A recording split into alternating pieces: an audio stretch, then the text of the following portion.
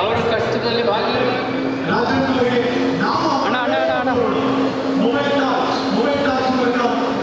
ಇದೀಗ ನಾವೆಲ್ಲರೂ ಕಾತುರದಿಂದ ಕಾಯ್ತೇವೆ. ಕುಟುಂಬದವರು ಈ ಒಂದು ಕಾರ್ಯಕ್ರಮಕ್ಕೆ ಸಾಕ್ಷಿಯಾಗ್ತಾರೆ.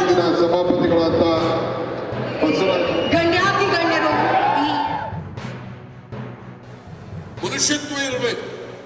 ಬಹಳ ಮುಖ್ಯವಾಗಿ ಪ್ರತಿಯೊಬ್ಬರಿಗೂ ಕೂಡ ಮನುಷ್ಯತ್ವ ಇರಬೇಕು.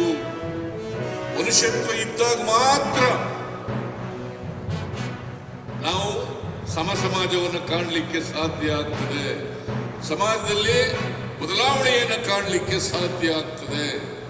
ಈ ಬದಲಾವಣೆ ಆಗಬೇಕಾದ್ರೆ ನಾವು ಪ್ರತಿಯೊಬ್ಬರಿಗೂ ಕೂಡ ಆರ್ಥಿಕವಾಗಿ ಸಾಮಾಜಿಕವಾಗಿ ಶಕ್ತಿಯನ್ನು ತುಂಬತಕ್ಕಂಥ ಪ್ರಯತ್ನವನ್ನು ಮಾಡಬೇಕು.